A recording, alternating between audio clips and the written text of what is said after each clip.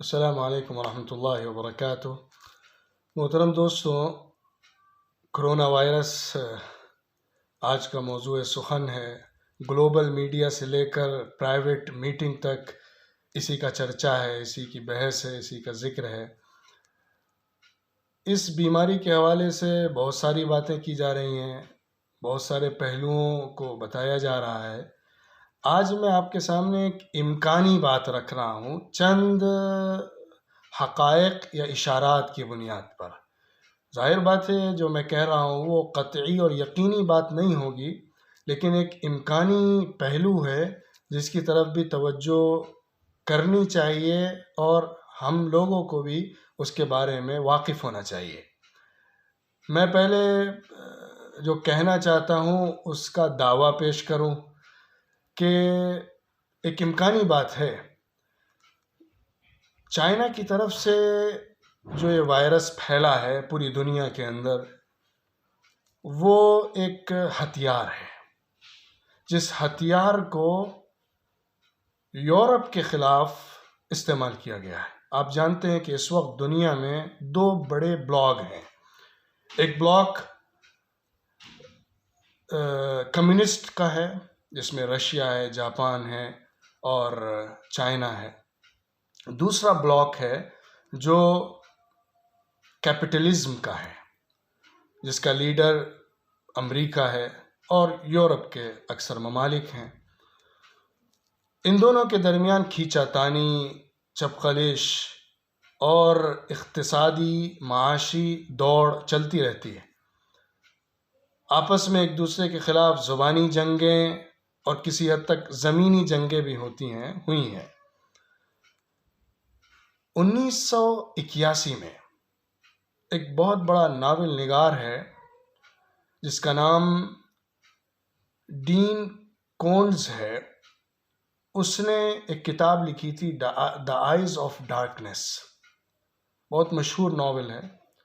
اس کے اندر اس نے ووہان 400 کے نام سے ایک عنوان دیا تھا اور ایک بایولوجیکل ویپن کا ذکر کیا تھا، جس میں اس نے کہا تھا کہ ایک وائرس کو تیار کیا جا رہا ہے جو 2020 میں ظاہر ہوگا اور گلوبل بنے گا، پوری دنیا میں وہ پھیلے گا۔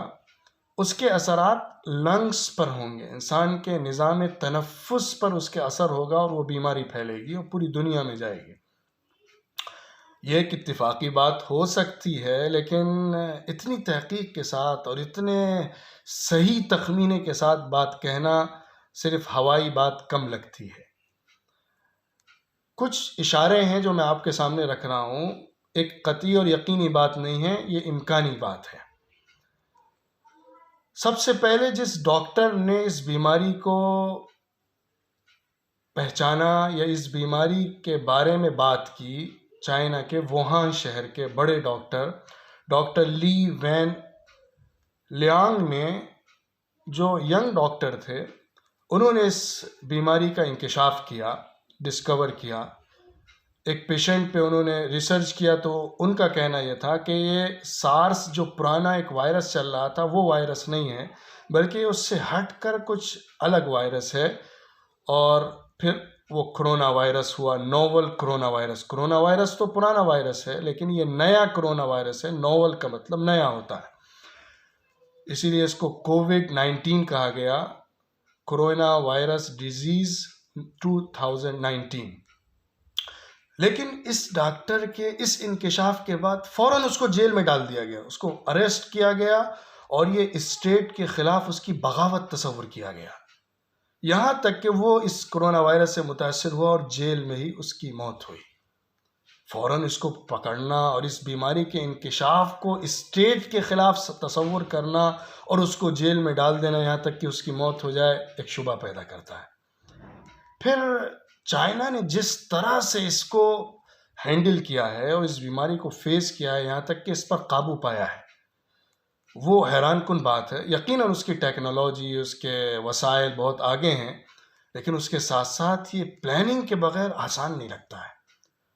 اور وہاں کا جو صدر ہے چائنا کا، اس نے جو بات کہی تھی کہ ہم دشمنوں پر غالب آ جائیں گے، یہ بھی کچھ کہتی ہے۔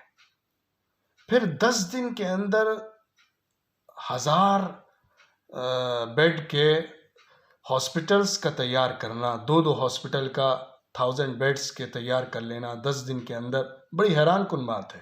یقیناً ان کے وسائل ہیں، ان کے پاس امکانات ہیں، لیکن پری پلان اس کو کیا جا سکتا ہے، بغیر اس کے کرنا مشکل لگتا ہے۔ ایک اور بات ہے، یہ وائرس سب سے زیادہ یورپین کنٹریز میں پھیلا ہے۔ وہاں پہ اس نے جو تباہی مچائی ہے اس کا مشرق میں تصور نہیں ہے۔ یہاں تک کہ رشیا کے اندر بھی وہ وائرس اس طرح نہیں پھیلا جیسا کہ یورپین کنٹریز کے اندر پھیلا ہے، جبکہ رشیا چائنا سے جڑا ہوا ہے، بہت منسلک ہے، کمیونسٹ بلاک ہونے کی وجہ سے اس کا ایک ساجھی بھی ہے، آپس میں بہت تعلقات بھی ہیں، آمد و رفت بھی ہے، جاپان کا بھی اس سے بہت گہرا تعلق ہے، لیکن وہاں پہ اس طرح نہیں پھیلا جس طرح کے یورپین کنٹریز میں اور امریکہ میں پھیلا ہے۔ ہم نے ابھی کا جو سروے دیکھا ہے اس کے مطابق رشیا کے اندر اب تک صرف 3 اموات ہوئی ہیں اور 1000 کے قریب لوگ متاثر ہوئے ہیں۔ یورپ کے اندر تو ایک تباہی کا طوفان آیا ہے جس کا تصور نہیں کیا جا سکتا ہے مشرقی ملکوں میں۔ حالانکہ یورپ کے ملک بڑے ترقی یافتہ ہیں، ایڈوانس ہیں، میڈیکلی بہت تیار شدہ ہیں اور بہت آگے ہیں، لیکن اس کے باوجود وہاں جو تباہی اور ہولناک انجام ہوا ہے اس کا تصور کرنا مشکل ہے۔ پھر اس کے بعد آپ اس بات پر بھی غور کریے کہ دنیا کی اکنامی ایک دم زمین پر گری اس طوفان کے یورپ اور امریکہ میں پہنچنے کے بعد۔ جو شیئر مارکیٹ ہے وہ بالکل ڈاؤن ہوا، پھر اس کے بعد یورپ کے شیئر مارکیٹ کے ڈاؤن ہونے کے بعد چائنا نے ان شیئرز کو خریدا اور اس کے بعد وہ اٹھنا شروع ہوئے۔ یہ بھی اشارہ کرتا ہے کہ اس کے اندر کچھ کھیل تھا۔ پھر امریکہ اس کو قابو کرنے میں ناکام سا نظر آیا، یہاں تک کہ ان کو چائنا سے ہیلپ لینے کی نوبت آئی یورپین کنٹریز کو۔ جو چائنا ہے اس نے یہ تک کہا کہ ہم نے اس کی دوا تیار کر لی ہے۔ اسپین نے پرسوں کی رپورٹ ہے چائنا کے ساتھ ایک ڈیل کی ہے، کانٹریکٹ کیا ہے، جس کے اندر وہ 432 ملین یورو دے کر ان سے ہیلتھ ٹریٹمنٹ لے رہے ہیں۔ 432 ملین یوروز کے ذریعے سے وہ میڈیکل ایکوپمنٹ ان سے خریدنے کی بات کر رہے ہیں، اور یہ ڈیل ہو گئی ہے۔ بعید نہیں ہے کہ اٹلی کو بھی یہی کرنا پڑے، اور یہ بھی مستبعد نہیں ہے کہ امریکہ کو بھی چائنا سے گھٹنے ٹیک کر میڈیکل ہیلپ لینی پڑے۔ اندازہ اور تخمینہ یہ لگایا جا رہا ہے مبصرین کی طرف سے اور معاشی ماہرین کی طرف سے، معاشیات کے جو اسپیشلسٹ ہیں، کہ آج سے 12-15 سال کے بعد چائنا کی اکنامی امریکہ کے ٹرپل بڑھ جائے گی، امریکہ سے 3 گنا زیادہ ہو جائے گی۔ ظاہر بات ہے امریکہ کے پاس جو دنیا میں حکومت کرنے کے وسائل ہیں وہ بھی چائنا کے پاس نہیں ہے۔ سائبر کا معاملہ ہو، میڈیا کا ہتھیار ہو، اور گلوبلائزیشن کے جو پلرز ہیں ان پر اس کا قبضہ ہو، اور اس کے ساتھ ساتھ فوج کا جو ایک بڑی طاقت ہے فوج کی وہ اس کے پاس ہو، وہ ابھی چائنا کے پاس نہیں، اور چائنا شاید اس کا مقابلہ ابھی جلدی نہیں کرتا نظر آتا۔ لیکن اکنومیکلی، معاشی طور پر چائنا امریکہ سے بہت آگے ہے۔ جیسا کہ میں نے کہا کہ اس ہتھیار کے بارے میں جو بائیولوجیکل ویپن ہے اس کا تذکرہ ایک شخص نے 1981 میں کیا تھا، اس سال کے ساتھ کیا تھا جس سال میں یہ نکلا ہے۔ یہ حیران کن بات ہے جس سے اشارے ملتے ہیں کہ ایک خطرناک جنگ ہے اور ایک معاشی لڑائی ہے جس کے اندر بڑے بڑے ہتھیار استعمال کیے جاتے ہیں۔ نیوکلیئر پاور رکھنے والے ملک نیوکلیئر ویپنز کا استعمال کر لیتے ہیں دوسرے ملکوں کے خلاف، اور دوسری طرف یہ غیر نظر آنے والے ہتھیار ہیں جن کا استعمال دشمن ملکوں کے خلاف کیا جاتا ہے۔ ان سب چیزوں کو سامنے رکھتے ہوئے اگر آپ دیکھیں کہ جن ملکوں میں یہ وائرس پھیلا ہے وہ زیادہ تر کمیونسٹ بلاک سے ہٹ کر ہیں، کیونکہ آپ ایک اور بات دیکھیے کہ چائنا سے جڑا ہوا بالکل جنوبی کوریا ہے جو امریکہ سے جڑا ہوا ہے، چائنا کے خلاف ہے۔ وہاں پہ بیماری تیزی کے ساتھ پھیلی ہے، لیکن جاپان میں اس طرح نہیں پھیلی ہے، رشیا میں اس طرح نہیں پھیلی ہے، حالانکہ یہ سب بھی اس سے جڑے ہیں، اور رشیا کتنا بڑا ملک ہے، لیکن وہاں پہ اس طرح یہ نہیں پھیلا ہے۔ بہرحال یہ کچھ باتیں ہیں، کچھ حقائق ہیں جو اس امکان کو ظاہر کرتی ہیں کہ ایک اقتصادی خطرناک بائیولوجیکل ویپن کے استعمال کی لڑائی ہے۔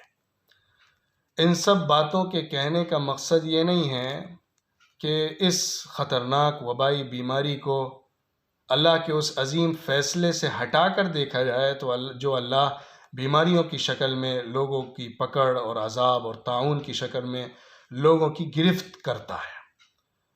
کوئی بھی اسلحہ استعمال کیا جائے، کوئی ملک دوسرے ملک سے جنگ کرے، لیکن اس کے اندر جو چیز استعمال کی جاتی ہے اور اس کے جو اثرات پڑتے ہیں وہ سب اللہ کی قدرت کو مسخر کر کے کیا جاتا ہے، اور اس کے نتیجے میں مثبت یا منفی جو اثرات پڑتے ہیں وہ اللہ کی اس ودیعت کردہ طاقت کی وجہ سے ہوتے ہیں جو اللہ ان چیزوں کے اندر رکھتا ہے۔ بہرحال یہ وقت انابت کا ہے، توبہ کا ہے، توجہ کا ہے، اللہ کی طرف رجوع کا ہے، انسانیت کو دوبارہ سے پیدا کرنے کا ہے، کیونکہ یہ پہلو بھی سوچنے کا اور غور کرنے کا ہے کہ اس کے اندر نہ امیر کا فرق ہے، نہ غریب کا فرق ہے، اس کے اندر نہ مسلمان کا فرق ہے، نہ غیر مسلم کا فرق ہے۔ جب بیماری اور وبا آتی ہے تو سب کو اپنے اندر سمو لیتی ہے، اس لیے انسانیت کے درس کو سامنے رکھتے ہوئے، رحم دلی اور ہمدردی کے خیال کو سامنے رکھتے ہوئے لوگوں کے درمیان اچھی طرح خدمت اور خدمت خلق کے فریضے کو انجام دینا چاہیے۔ اللہ تعالی ہم سب سے راضی ہو، اس مشکل وقت سے ہم سب کو کامیابی کے ساتھ، سرخروئی کے ساتھ، ایمان اور عمل صالح کے ساتھ، انسانیت کی خدمت کے ساتھ آگے نکالے اور ہم سب سے راضی ہو جائے۔ وآخر دعوانا ان الحمد للہ رب العالمین۔